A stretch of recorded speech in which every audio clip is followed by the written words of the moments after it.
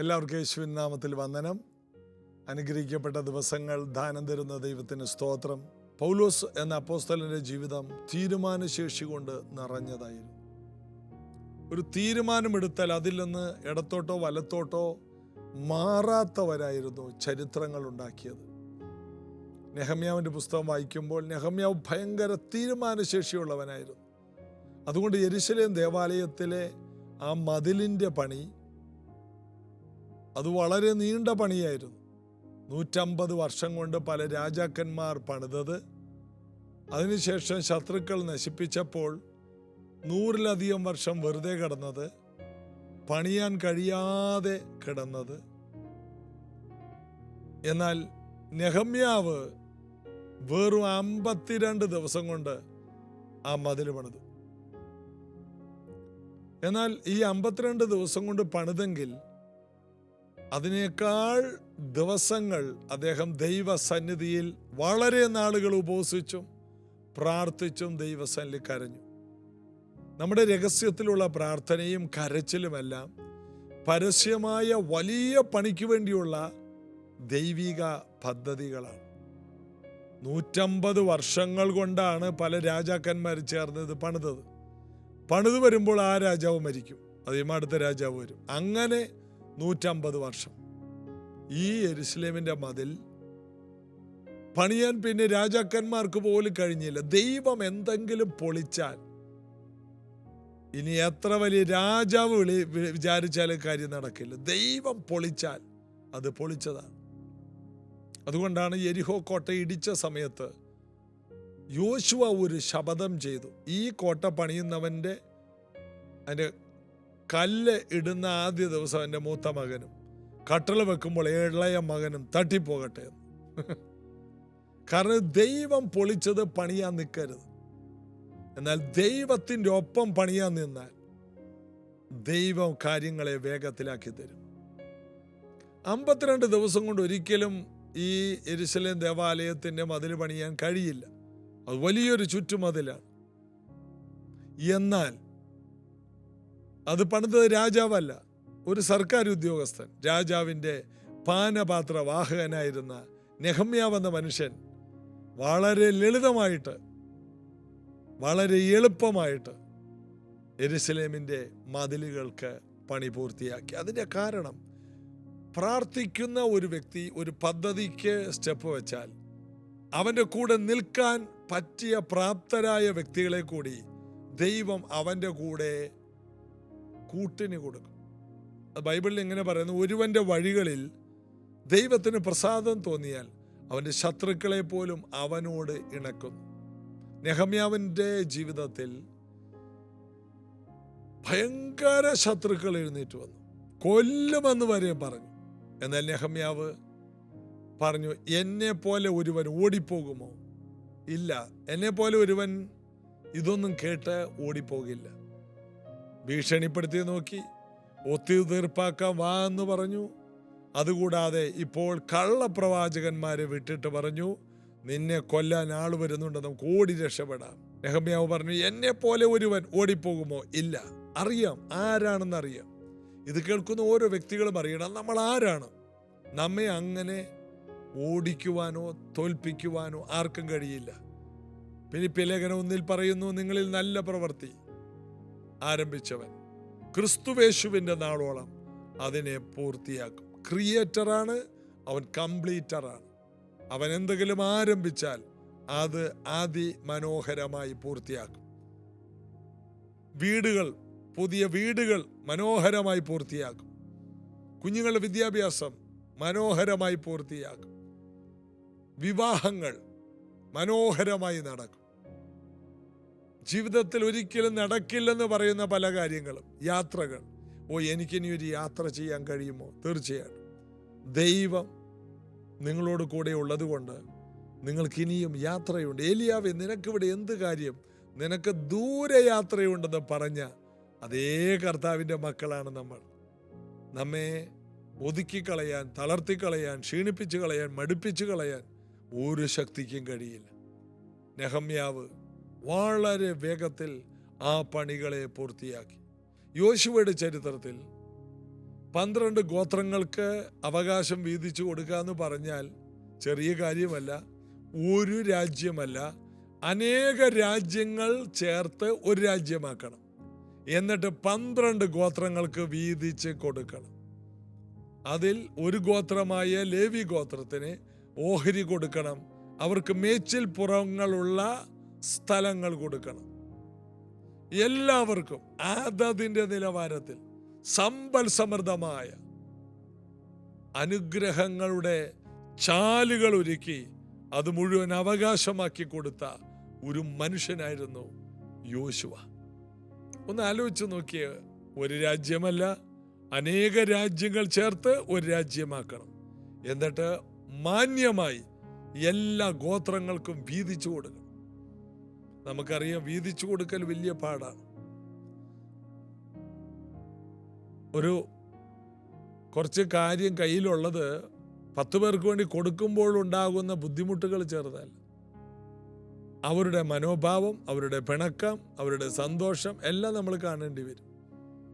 ഇതാ യോശുവയോട് ദൈവം ഒരു ഉറപ്പ് പറഞ്ഞു, നിന്റെ ജീവിതകാലത്ത് ആരും നിന്റെ കൂടെ നിൽക്കില്ല, ആരും നിനക്ക് ദോഷം ചെയ്യില്ല. ഞാൻ മോശയുടെ കൂടെ ഇരുന്നത് പോലെ നിന്റെ കൂടെ ഇരിക്കും. അതാണ് കർത്താവിൻ്റെ കരം. അളവ് നൂല് നമുക്ക് മനോഹര ദേശത്ത് വീണിരിക്കുന്നു, നമുക്ക് വലിയൊരു അവകാശവും ലഭിച്ചിരിക്കുന്നു എന്ന് ദൈവവചനത്തിൽ വായിക്കുന്നത് പോലെ നമുക്ക് വേണ്ടി ദൈവം വെച്ചിരിക്കുന്ന അനുഗ്രഹങ്ങൾ അത് പെട്ടെന്ന് നമ്മുടെ കൈകളിൽ എത്തണം. അത് ദൈവത്തിൻ്റെ ഹിതമാണ്. ചിട്ടയുള്ളവരാണെങ്കിൽ, ദൈവത്തിന് വേണ്ടി സ്ട്രോങ് ആയിട്ട് നിൽക്കുകയാണെങ്കിൽ വർഷങ്ങൾ കൊണ്ട് നടക്കേണ്ടത് ദിവസങ്ങൾ കൊണ്ട് നടക്കും. വെറും 52 ദിവസം കൊണ്ട് നെഹമ്യാവ് ആ യെരുശലേമിന്റെ മതിലിന്റെ പണി തീർത്തു. വളരെ ചുരുങ്ങിയ ദിവസങ്ങൾ കൊണ്ട് യോശുവ എല്ലാ ശത്രു സൈന്യങ്ങളെ തോൽപ്പിച്ച് ആ സ്ഥലങ്ങളെല്ലാം ഒന്നിച്ചാക്കി അതിനെ 12 ഗോത്രങ്ങൾക്ക് വീതം വെച്ചു കൊടുത്തു. ദൈവത്തിന്റെ വാഗ്ദത്തമായിരുന്നു ഇത്രയും സ്ഥലം. ദൈവം അബ്രഹാമുമായിട്ട് ഉടമ്പടി ചെയ്യുമ്പോൾ ഇത്രയും സ്ഥലം പറയുന്നുണ്ട്. അതിനുശേഷം യോശുവയുടെ പുസ്തകം 1-ാം അധ്യായം തുടങ്ങുന്നത് ഇത്രയും ആയിരിക്കും നിങ്ങളുടെ അതിരുകളെന്ന് പറയുന്നുണ്ട്. അബ്രഹാമിന് മക്കളില്ലാത്ത കാലത്ത് ദൈവം അത് പറഞ്ഞു. എന്നിട്ട് യോശുവയുടെ കാലത്ത് ആ പറഞ്ഞത് നിറവേറ്റി. പറയുകയും പ്രവർത്തിക്കുകയും ചെയ്യുന്ന ദൈവം പറഞ്ഞത് അതുപോലെ ചെയ്യിക്കുവാൻ ആൾക്കാരെ എഴുന്നേൽപ്പിക്കുന്ന ദൈവം. ഇത് കേൾക്കുമ്പോൾ പലരും പ്രാർത്ഥിക്കണം, കർത്താവേ ഈ വചനത്തിലുള്ളതുപോലെ ചെയ്യാൻ വേഗതയുള്ളവരെ ഞങ്ങളുടെ ഇടയിൽ നിന്ന് എഴുന്നേൽപ്പിക്കണം. ആത്മാക്കളെ നേടുവാൻ, രോഗികളെ സൗഖ്യമാക്കാൻ, ഭൂതങ്ങളെ പുറത്താക്കാൻ നിങ്ങൾ പോകുവിൻ എന്നാണ് കർത്താവ് പറഞ്ഞത്. നിങ്ങൾ പോകുമ്പോൾ രാജ്യത്തിൻ്റെ സുവിശേഷം പ്രസംഗിക്കുക, മരിച്ചവരെ ഉയർപ്പിക്കുക. അവർ പോയിടത്തെല്ലാം കാര്യങ്ങൾ വേഗത്തിലായി. ആർക്കവരെ തടുക്കാൻ കഴിയുന്നില്ല.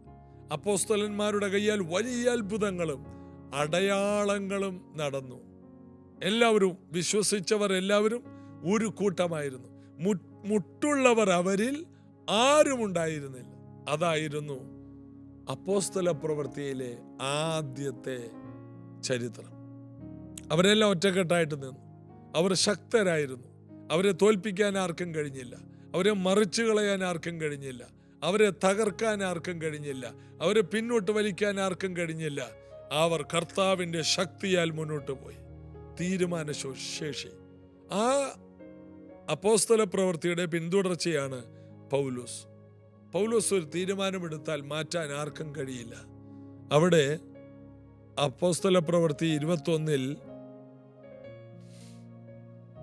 ഇതെല്ലാം എഫെസോസ് സഭയോട് കുറച്ച് കാര്യങ്ങളെല്ലാം പറഞ്ഞ ശേഷം 1-ാം വാക്യം 21:1 അവരെ വിട്ട് പിരിഞ്ഞ ശേഷം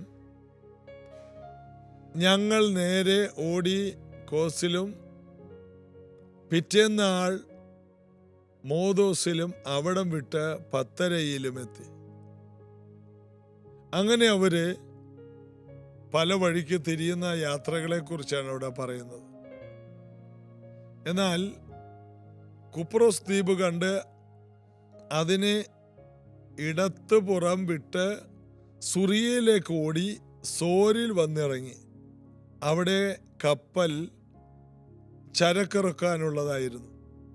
ഞങ്ങൾ ശിഷ്യന്മാരെ കണ്ടെത്തി 7 നാൾ അവിടെ പാർത്തു. അവിടെ വെച്ചൊരു കാര്യമുണ്ടായി. പൗലോസിനോട് അവർ പറഞ്ഞു, യെരുശലേമിൽ പോകരുത് എന്ന് ആത്മാവിൽ പറഞ്ഞു. പൗലോസിനോട് അവര് ബുദ്ധി കൊണ്ടല്ല പറയുന്നത്, ദൈവം എന്നോട് പറയുന്നു, ഞാനൊരു കാഴ്ച കാണുന്നു, അവിടെ പോയാൽ അപകടമാണ്. എന്നാൽ വീണ്ടും നമ്മൾ വായിക്കുമ്പോൾ ഒത്തിരി പേര് ഇതിനെക്കുറിച്ച് പറഞ്ഞു. അങ്ങനെ ഫിലിപ്പോസിന്റെ വീട്ടിൽ അവർ പാർക്കുന്ന സമയത്ത് അഗബോസ് എന്നൊരു പ്രവാചകൻ വന്ന് പൗലോസിനോട് പറഞ്ഞു.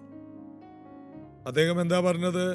9 മുതൽ വായിക്കുമ്പോൾ, അന്ന് അവന് ഫിലിപ്പോസിന് കന്യകമാരും പ്രവചിക്കുന്നവരുമായ 4 പെൺമക്കൾ ഉണ്ടായിരുന്നു. ഞങ്ങൾ അവിടെ വളരെ ദിവസം പാർത്തിരിക്കുമ്പോൾ അഗബോസ് എന്ന് ഒരു പ്രവാചകൻ യഹൂദയിൽ നിന്ന് വന്നു.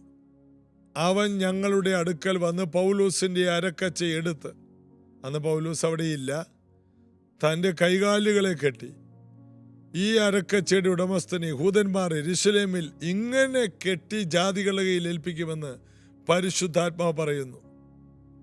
ഇത് കേട്ടാർ യെരുശലേമിൽ പോകരുത് എന്ന് ഞങ്ങളും അവിടുത്തുകാരും അവനോട് അപേക്ഷിച്ചു. ആത്മാവിൽ പറയുന്നു, പ്രവചിക്കുന്നു, അപേക്ഷിക്കുന്നു, കരയുന്നു. പൗലോസിനെ യെരുശലേമിലേക്ക് വിടാതിരിക്കാൻ അവർക്ക് ചെയ്യാൻ പറ്റിയതല്ല അവർ ചെയ്തു. 13-ാം വാക്യം, അതിന് പൗലോസ്, നിങ്ങൾ കരഞ്ഞെൻ്റെ ഹൃദയം ഇങ്ങനെ കലക്കുന്നത് എന്ത്? കർത്താവായ യേശുവിൻ്റെ നാമത്തിനു വേണ്ടി ബന്ധിക്കപ്പെടുവാനും മാത്രമല്ല യെരുശലേമിൽ മരിപ്പാനും ഞാൻ ഒരുങ്ങിയിരിക്കുന്നു. ചാകാൻ തീരുമാനിച്ച ഒരാളോട് ഇടികിട്ടുമെന്ന് പറഞ്ഞാൽ എന്താകാനാണ്? വലിയ കാര്യങ്ങൾ ചെയ്യാൻ പോകുന്നവനെ ചെറിയ കാര്യങ്ങൾ പറഞ്ഞ് പേടിപ്പിക്കുകയാണ്. അലക്സാണ്ടറിന്റെ കുതിരയുടെ കഥ പോലെ, അലക്സാണ്ടർ ദ ഗ്രേറ്റിന്റെ ഒരു കുതിര, അദ്ദേഹം അനേക രാജ്യങ്ങളിൽ പോയി ശത്രുക്കളെ തോൽപ്പിച്ച ഒരു കുതിരയുണ്ട്. ആ കുതിര കുറെ കാലത്തിന് ശേഷം അദ്ദേഹം അതിനെ സ്വതന്ത്രമാക്കിയെന്ന് എൻ്റെ പാസ്റ്റർ പറഞ്ഞു കേട്ടിട്ടുള്ള. അപ്പൊ കുതിരയുടെ കഴുത്തിൽ ഒരു ബോർഡ് കെട്ടി തൂക്കിയിട്ടിട്ടുണ്ട്, ഇത് അലക്സാണ്ടറിന്റെ കുതിരയാണ്, ലോകത്തെവിടെയും ഏത് തോട്ടത്തിലും കയറി എന്തും കഴിക്കാം, ഇതിനെ ആരും ഉപദ്രവിക്കരുത്, ഇത് അലക്സാണ്ടർ ചക്രവർത്തിയുടെ കുതിരയാണ്. അങ്ങനെ കുതിര ഇങ്ങനെ ഗ്രാമങ്ങളിലൂടെ നടന്ന് പല വയലിലും കയറി കിട്ടുന്നതൊക്കെ ചവിട്ടി മെതിച്ച് കിട്ടുന്നതെല്ലാം തിന്നും. ഒരു വയലിൽ ചെന്നപ്പോൾ ഒരാൾ അതിനെ ഓടിക്കാൻ പല പരിപാടി നോക്കി, പാട്ട കൊട്ടി, ചെണ്ട കൊട്ടി, കുതിര അവിടെ നിന്ന് തിന്നുകയാണ്. കുതിര ഒരു കാര്യം പറയുന്നുണ്ട്, വാക്കും ഭാഷണവും ഇല്ലാതെ. ഇതിനെ ഓടിക്കാൻ നോക്കിയിട്ട് ഓടുന്നില്ല. എത്രയോ പീരങ്കികൾ, എത്രയോ യുദ്ധപ്പടകൾ കണ്ട ഞാൻ നിന്റെ ഈ പാട്ട കിലുക്കുമ്പോൾ അതിൻ്റെ സ്വരം, പാട്ടക്കകത്ത് കല്ലിട്ട് കുലുക്കുമ്പോൾ കേൾക്കുന്ന സ്വരം കേട്ടിട്ട് ഓടാനുള്ളതാണ്. ഞാൻ എത്ര യുദ്ധം കണ്ട അലക്സാണ്ടറിൻ്റെ മുൻനിരയിൽ നിന്ന കുതിരയാണ്. ഇതാണ് പൗലോസ്. അവനെ ഓരോ ദൂത് പറഞ്ഞാലോ ഓരോ ഉപദേശം കേട്ടാലോ അവനെടുത്ത തീരുമാനത്തിൽ നിന്ന് അവനെ മാറ്റാൻ കഴിയില്ല. ഉറച്ച തീരുമാനം. യേശു കർത്താവിൻ്റെ തീരുമാനത്തെ നിനക്കത് ഭവിക്കരുത് എന്ന് പറഞ്ഞപ്പോൾ സാത്താനെ എന്നെ വിട്ടുപോ, നീ എനിക്ക് ഇടർച്ചയാണെന്നാണ് പത്രോസിനോട് പറഞ്ഞു. ഇതുപോലെ ദൈവം നമുക്ക് തന്നിരിക്കുന്ന ഒരു നിയോഗത്തെ ആർക്കും എതിർക്കാൻ കഴിയില്ല.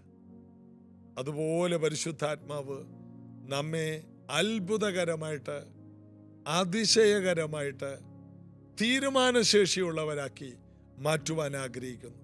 ഇത് കേൾക്കുന്ന ഓരോ വ്യക്തികളും നിങ്ങളെടുക്കുന്ന തീരുമാനത്തെ, ഇനി ഞാൻ പാപം ചെയ്യില്ല, ഞാൻ ഈ വർഷം ഇന്നത് ചെയ്യും, അതിനെ മാറ്റാൻ പലരെയും പിശാചായുധമാക്കാം. ഒരുപക്ഷെ പരിശുദ്ധാത്മാവിൽ സംസാരിക്കാം. പൗലോസിനെ ഒരു തരത്തിലും മാറ്റാൻ ആർക്കും കഴിഞ്ഞില്ല. പ്രവാചകന്മാർക്കോ ഉപദേഷ്ടകന്മാർക്കോ ആർക്കും അവനെ മാറ്റാൻ കഴിയില്ല. അവൻ പറഞ്ഞിട്ടുണ്ട്, ഞാൻ ഈ പറഞ്ഞതിന് വിപരീതമായി സ്വർഗത്തിൽ നിന്ന് ഒരു ദൂതൻ വന്നാൽ പോലും അവൻ ശപിക്കപ്പെട്ടവൻ. അത്ര കൃത്യതയുള്ള ഒരു വ്യക്തി. പ്രിയമുള്ളവരെ, തീരുമാനത്തിന് ഭയങ്കര ശക്തിയാണ്. തീരുമാനശേഷിയുള്ളവരെ തോൽപ്പിക്കാൻ ആർക്കും സാധ്യമല്ല. ഈ വർഷം വളരെയധികം ദാനിയേലിനെ പോലെ ഉറച്ച തീരുമാനമുള്ള വ്യക്തിയായി മാറാൻ കർത്താവ് നമ്മെ സഹായിക്കട്ടെ. പ്രാർത്ഥിക്കാം. യേശുവിൻ്റെ നാമത്തിൽ ഉറച്ച തീരുമാനവും ഉറച്ച തീരുമാനശേഷിയും പ്ലാനും പദ്ധതികളുമുള്ളവരായി ഇവർ ചെയ്യുന്നതെല്ലാം ജയമാകട്ടെ. കർത്താവ് ഇവരോട് കൂടിയിരിക്കണം. അത്ഭുതങ്ങൾ ഈ ദിവസങ്ങളിൽ കണ്ടു തുടങ്ങട്ടെ. യേശുവിൻ നാമത്തിൽ ആമേൻ. നമ്മൾ എങ്ങനെ അപേക്ഷിക്കുമോ അങ്ങനെ കർത്താവ് കാര്യങ്ങൾ ചെയ്യും. കർത്താവ് അനുഗ്രഹിക്കട്ടെ. നാളെ ഇതേ സമയത്ത് കാണാം. God bless you.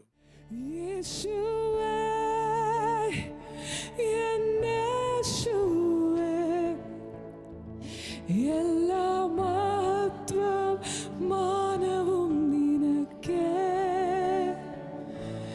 യേശുവേ, യേശുവേ. എല്ലാ മഹത്വം മാനവും നിനക്കേ. എൻ പാപങ്ങൾ പോക്കി സ്വർഗത്തെ നൽകി കൃപയേ വൻ കൃപൈ. പാപങ്ങൾ എൻ പാപങ്ങൾ പോക്കി സ്വർഗത്തെ നൽകി കൃപയേ വൻ കൃപയേ. ഞാൻ കാണുന്നു, ഞാൻ കാണുന്നു യേശുവേ കാൽവരി കുന്നിന്മേൽ. Thank you, Lord. എന്തൊരു ത്യാഗമേ നിൻ രക്തം നീ എന്നെ വീണ്ടതാം കൃപ. ക്രൂശിനെ നോക്കി ഒന്ന് പാടാമോ? ഞാൻ കാണുന്നു യേശുവേ കാൽവരി കുന്നിന്മേൽ പാപത്തിൻ വിലയേ.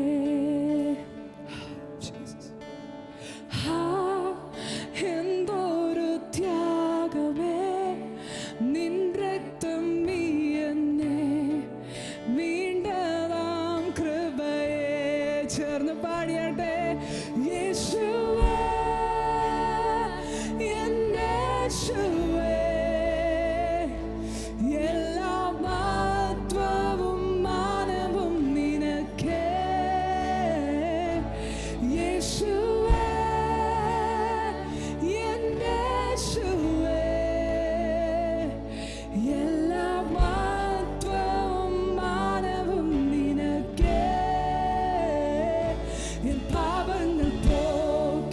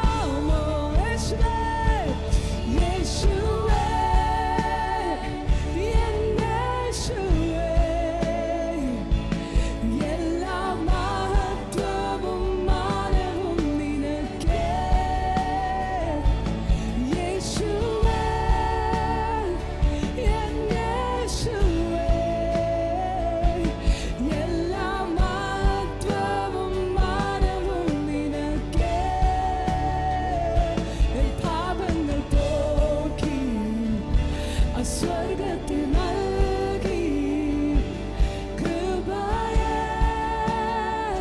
വൻ കൃപയെ,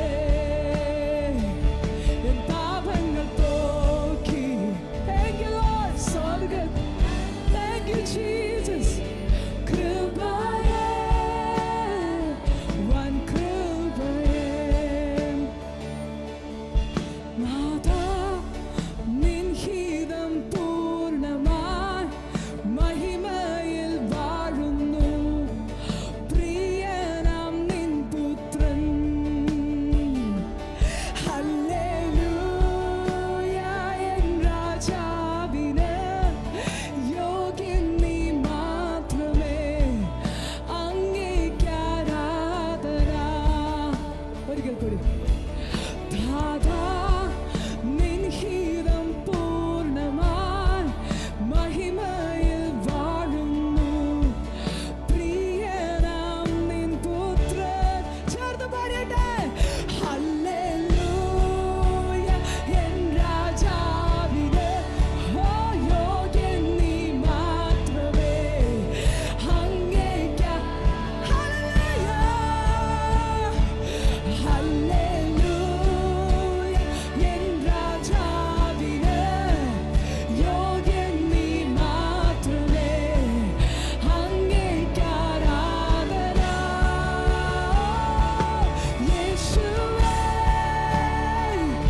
എൻ യേശുവേ, എല്ലാ മഹത്വവും മാനവും നിനക്കേ. യേശുവേ, എൻ യേശുവേ, എല്ലാ മഹത്വവും മാനവും നിനക്കേ. എൻ പാപങ്ങൾ പോക്കി സ്വർഗത്തിൽ നൽകി കൃപയെ, വൻ കൃപയെ. പാപങ്ങൾ, എൻ പാപങ്ങൾ പോക്കി സ്വർഗത്തിൽ നൽകി കൃപ.